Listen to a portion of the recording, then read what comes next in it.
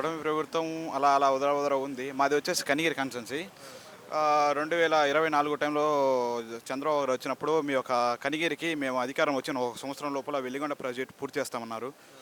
ఈరోజు సంవత్సరం 18 నెలలు అయింది. వెలిగొండ అనేది మర్చిపోయారు. ఈరోజు త్రిబుల్ ఐటీ వచ్చి ఒక సంవత్సరం లోపల పూర్తి చేస్తామన్నారు. ఆ త్రిబుల్ ఐటీ గాలికి వదిలేశారు. రిమ్స్ అనేది చేస్తామన్నారు. ఆ రిమ్స్ వచ్చేసి ఎక్కడ పోతుందో తెలియదు. ఈ త్రిబుల్ ఐటీ అనేది వచ్చేసి సంవత్సరం లోపల కంప్లీట్ చేస్తానన్నారు.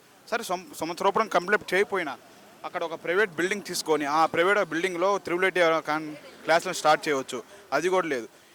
ఇక్కడ మా కనిగిరి కాన్స్టిట్యున్సీ వచ్చే వాళ్ళక కనిగిరిలో ఒక ఎమ్మెల్యే గారు తరపు నుంచి ఇసుక తీసుకోకపోతే అక్కడ లోకల్ ఇసుక తీయకపోతే కేసు పెడతామంటున్నారు. ఒకవేళ ఇసుక తీసుకున్నా మనం పీనే నుంచి తెచ్చుకున్నా మాకు పేమెంట్ ఏదంటే పేమెంట్ ఇవ్వటం లేదు. నెక్స్ట్ వచ్చేసి కనిగిరి నియోజకవర్గం సిఎస్పురం మండలం వచ్చేసి మేము వచ్చిన సంవత్సరం లోపల మీ సిఎస్పురం మండలం ప్రతి ఊరికి ప్రతి గ్రామానికి రోడ్డు వేస్తానన్నారు. రోడ్డు వేసేది మళ్ళీ వదిలే వైసీపీ ప్రభుత్వంలో కొద్దిగా 50% పని జరిగింది. కంకర్ లైటం అయితే స్టాండ్ లైటం అయితే కానీ అది కూడా గాలికి వదిలేశారు. మిమ్మల్ని నమ్మి మేము ఓటు వేసినందుకు మేమేం చేయాలి?